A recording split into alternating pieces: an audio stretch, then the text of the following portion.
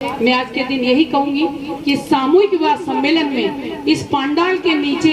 जैसे ही हम लोगों ने एंट्री करी, हम लोग अपने जूते चप्पल भी बाहर खोल के आते थे। आज का सिस्टम क्या है, लेकिन मैं आपको बता रही हूँ। और वो जूती चप्पल हमारी अगर बाहर रहती थी तो निश्चित तौर पर हमारे मन के अंदर ये भाव रहता था कि मैं चाहे बिजनेसमैन हूँ, चाहे नेता हूँ, चाहे कितना ही करोड़पति हूँ, मेरा अभिमान इस पंडाल के बाहर छोड़कर आ रहा हूँ और मात्र समाज का बेटा और बेटे होने के नाते मैं इस पंडाल के नीचे आकर समाज को गौरवान्वित करने के लिए आया हुआ हूँ। ये बात रहती थी तो मैं आपको यही कहूंगी कि समाज में राजनीति भी जरूरी है, भाई विवेक जी ने कहा, लेकिन समाज आगे बढ़े इसके लिए भी समाज की संस्थाओं की अलग अलग गतिविधि समय समय पर चलनी चाहिए, न कि सामूहिक विवाह सम्मेलन में हो।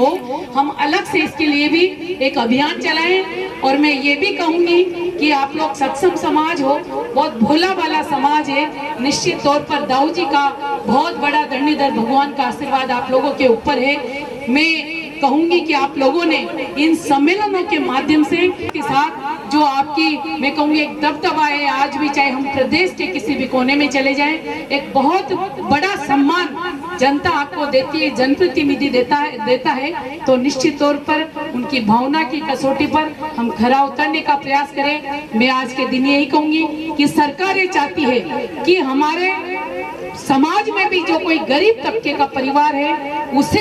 कहीं न कहीं आर्थिक सहायता भी सरकार द्वारा जो सहायता दी जाती है, जो अनुदान प्रदान किया जाता है, उसे लेने का आप लोग प्रयास करें। क्योंकि आज भी हम मान सकते हैं कि किसी के यही प्रार्थना करूंगी कि उनका जीवन खुशियों से भरा हुआ रहे, उनके जीवन में किसी भी तरह की व्याधि और परेशानी नहीं आए और जीवन के जिस लक्ष्य को वो हासिल करना चाहते हैं उस लक्ष्य तक पहुंचने में समाज के परिवार के लोगों का आशीर्वाद तो रही सही, लेकिन साथ ही साथ परम पिता परमात्मा भी उनकी मदद करे,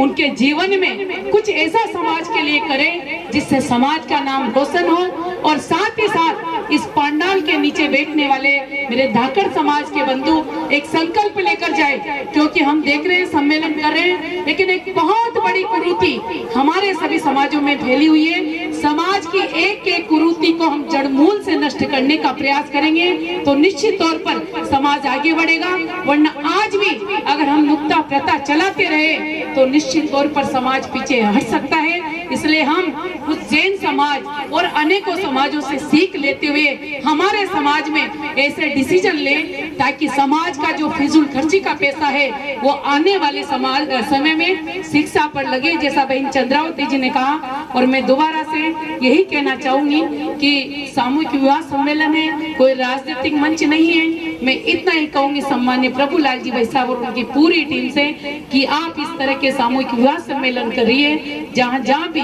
समाज के लिए जनप्रतिनिधियों की आवश्यकता हो, चाहे किसी भी दल के हो, हम तहे दिल से और मन से आपके साथ खड़े हैं, आपको ताकत देंगे, आप हमारे इंजन बनिए, हम पीछे डिब्बे बनकर आपके साथ चलने को तैयार हैं। सभी को मेरा नमस्कार, जय हिंद, जय भारत।